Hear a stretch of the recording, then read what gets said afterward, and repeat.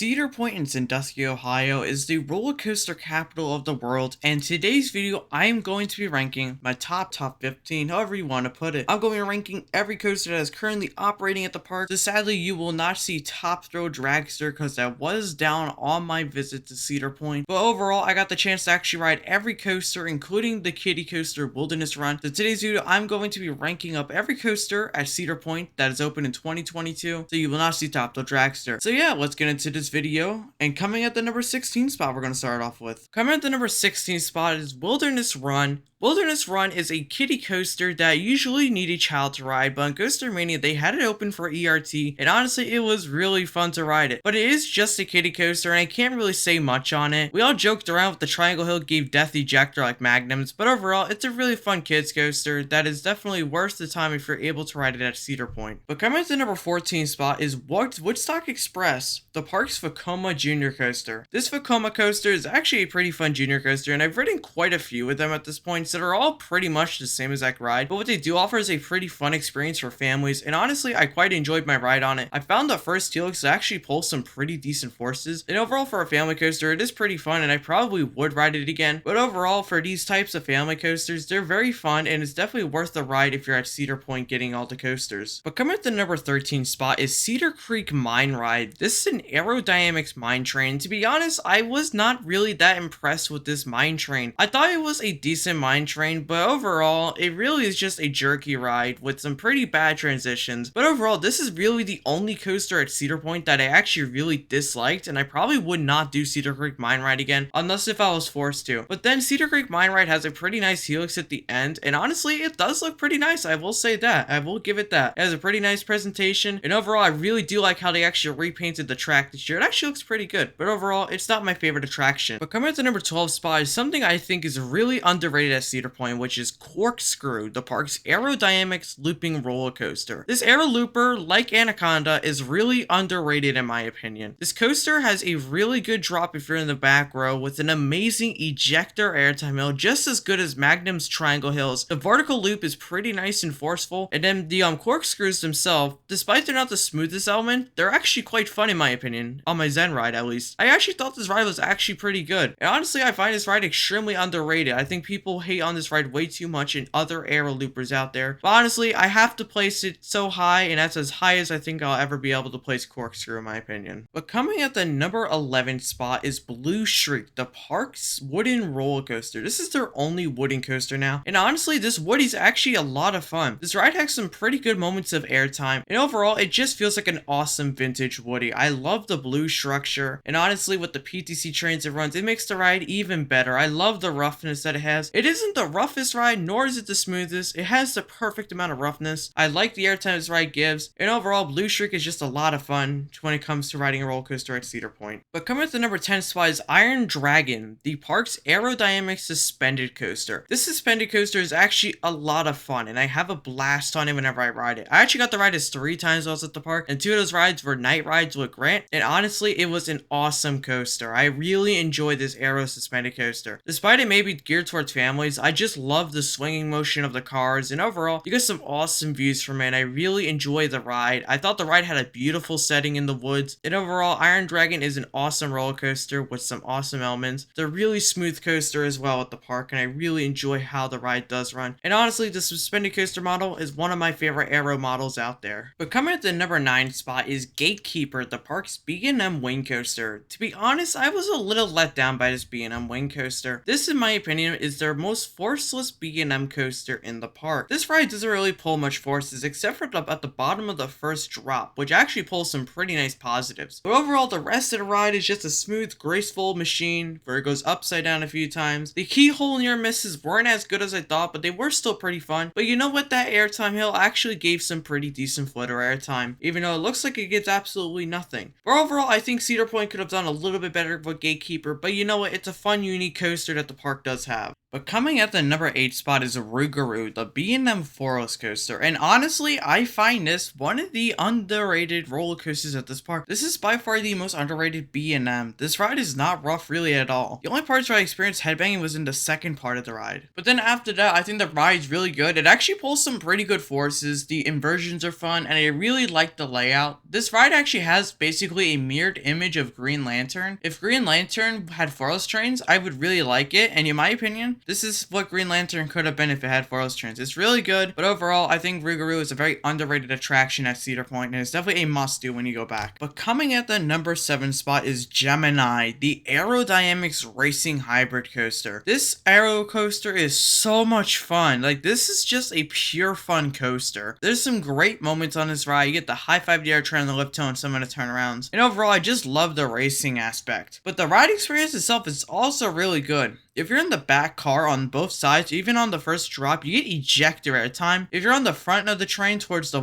first Camelback style hill, you actually get a pretty nice pop of ejector. But overall, this ride isn't about the airtime. It's just about the pure fun that the ride is. And honestly, I would love to lap Gemini all day. I always have a blast whenever I ride this aero coaster, and it's definitely a must-do when I go back to Cedar Point. But coming to the number 6 spot is VALRAVN, the park's B&M dive coaster. Now that I've done 3 of these coasters, I think VALRAVN for me ranks in the middle, but even then, it's still a really good ride. Those drops give so much weightlessness. I wish they had airtime, but they don't really. But it does pull some pretty nice forces. The element's fun. Love that dive loop, and that 0G roll gives so much good hang time. It's so much fun. And I think the airtime hill is actually pretty decent because you actually get some footer if it's running really good. But overall, I really do think VALRAVN's a really good roller coaster. It's definitely a must-do when I go back to Cedar Point. I think it's one of the most underrated coasters out there. And yeah, it's a very fun coaster to ride whenever I go. But coming at the number 5 spot is my favorite B&M at the park, RAPTOR. This B&M inverted coaster, in my opinion, is one of my favorite roller coasters. This is my second favorite invert, right behind Montu. And let me say this about RAPTOR. It is so much fun. The inversions are great. It pulls the positives. This ride has everything I look for in an invert. Great positives, great inversion, amazing whip, and I love that ending with that corkscrew and the freaking double helix. It is insane. You also gotta note that final turn into the brake run could be pretty violent on the transition into the brakes. But overall, RAPTOR is an absolutely phenomenal coaster. You also gotta watch out a little for that Cobra roll. But then after that, it is an amazing coaster, and it's definitely something I recommend doing whenever you're at the point. It is an invert that I have to do again when I go back. But coming at the number 4 spot is the original Giga Coaster, Millennium Force. Millennium Force is an amazing coaster. In my opinion, the most underrated coaster at Cedar Point. I know I said that a lot, but in my opinion, this ride gets way too much hate for what it is. It is so much fun. I absolutely love this coaster. This ride does have a little bit of a rattle, but that does not deter from the ride experience. That 300-foot drop is amazing in the back row. I really like that overbank because it does actually pull some pretty dang good positives. The airtime hills do not give much airtime, but I really do enjoy this ride for the speed and just how much fun it is. In this ride, I didn't really look for the airtime or craziness. I just looked for a pure fun coaster, and I got that. And I love the speed of this ride features. Overall, I think Millennium Force is an absolutely crazy coaster, and I love it. It's a ride that I will probably do every time, and it's definitely one that I love doing whenever I go to Cedar Point. To be honest, this ride is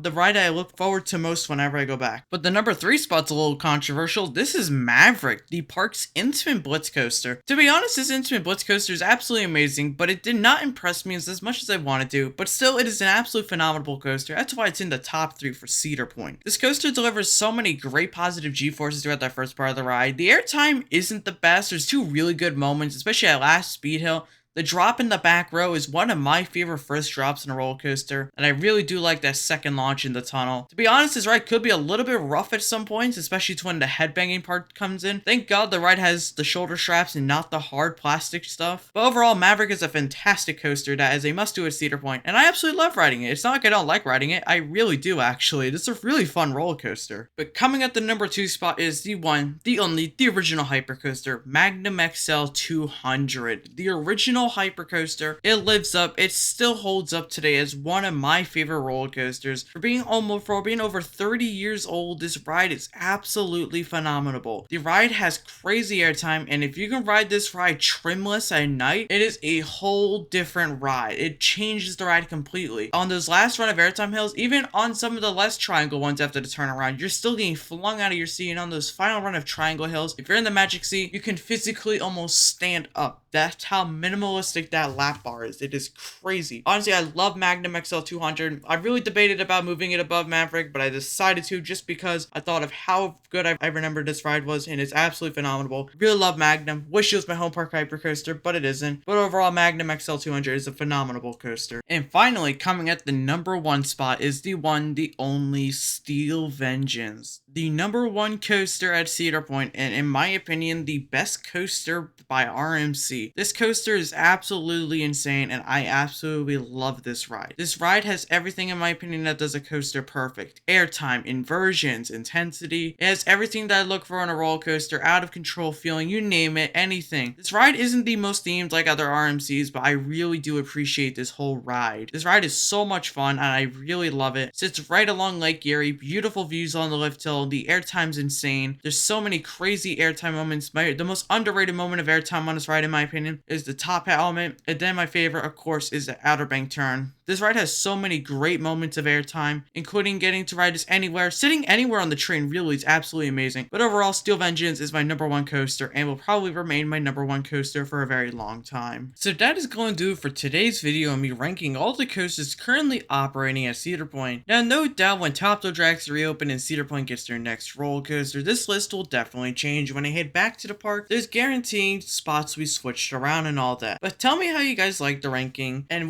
how do you guys rank these coasters? Do you guys agree with me? Do you guys disagree? Leave all those comments down in the comment section down below. Please make sure to subscribe to the channel for more rankings and countdowns. I'll see you guys in the next video, and bye everyone.